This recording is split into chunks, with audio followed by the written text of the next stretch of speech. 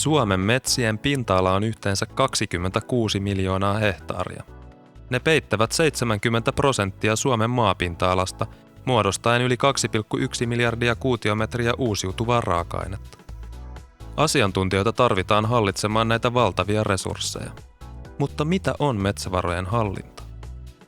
Metsävarojen hallinta sisältää oikeastaan, siellä on ensinnäkin se tiedon hankkiminen erilaisilla menetelmillä, esimerkiksi kaukokartoitusmenetelmillä tai maastomittauksilla. Sitä usein sanotaan metsävarojen inventoinniksi. Ja sitten on tämän tiedon hyödyntämistä erilaisissa paikkatietojärjestelmissä ja päätöstukijärjestelmissä. Ja tiedon hyödyntämisessä tärkeää on sitten metsäsuunnittelu ja sitten toisaalta ihan tämmöinen operatiivinen puukorjuu esimerkiksi, mitä sitten erilaiset käytännön organisaatiot harjoittaa. Entä miksi metsävarojen hallinta on tärkeää?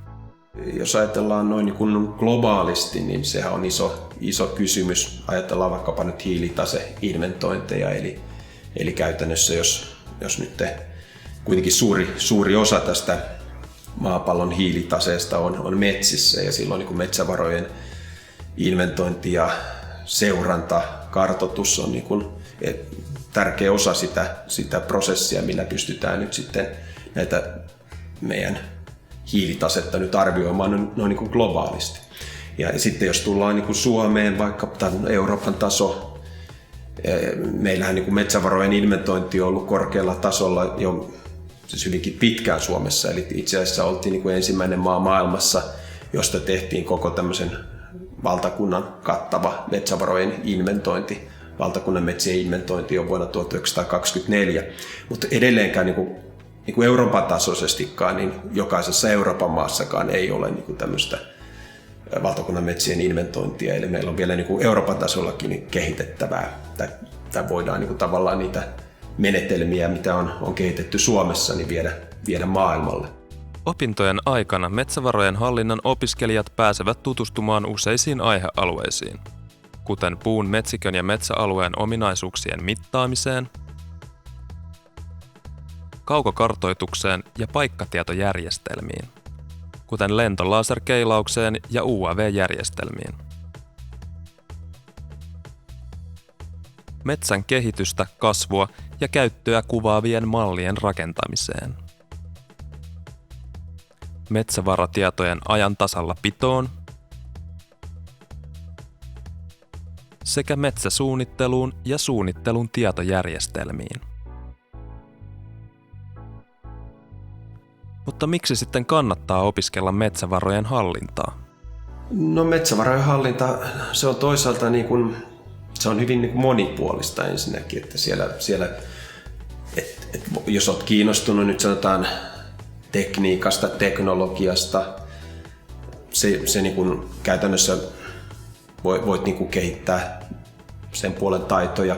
Taikka sitten jos vaikka nyt tämä yleensäkin erilaiset tämmöinen vaikka monitavoitteisuus ja nykypäivänä puhutaan vaikka erilaisista ekosysteemipalveluista, niin niiden arvottaminen ja sitten suunnittelu, niin siinä voi hyvin monipuolisesti, on toisaalta tämmöistä ekologista tietoa, ihan biologista tietoa tarvitaan tässä apuna ja sitten toisaalta just tämmöistä tekniikkaa ja myöskin sitten ekonomiaan liittyvää, eli useinhan siellä kuitenkin taustalla on se, että jostain halutaan saada jotain tuottoa jostain metsävaroista, niin siellä on myöskin tämä ekonomian puoli, eli tämä hyvin mielenkiintoisella tavalla nyt sitten yhdistää nämä eri metsätieteet.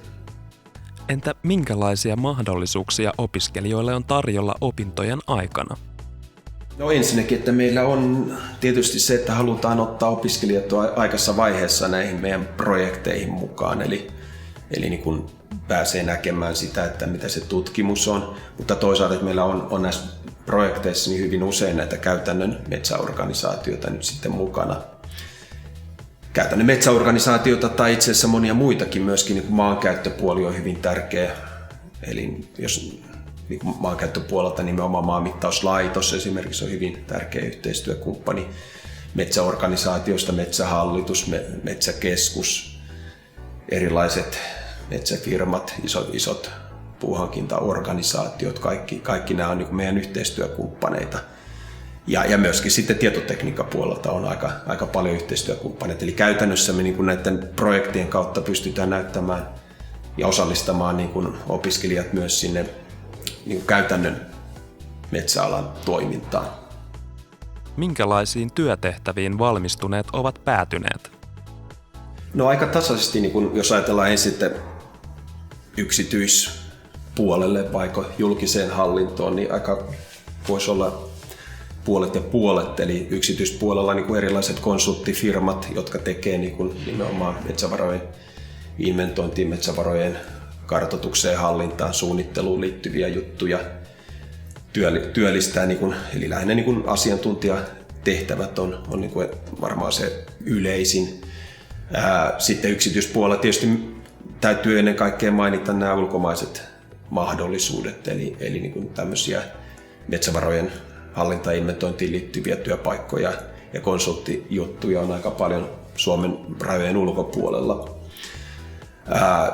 Sitten tietysti niin kuin julkiselta puolelta niin käytännössä niin kuin jokaisella organisaatiolla niin kuin on omat metsätietojärjestelmänsä ja niiden kehittäminen ja hallinta ja päivittäminen on niin kuin metsäarvioimistieteestä valmistuneille niin kuin selkeitä työpaikkoja oikeastaan kaikissa näissä isoissa organisaatioissa, niin kuin Metsähallitus tai Metsäkeskus, Tapio.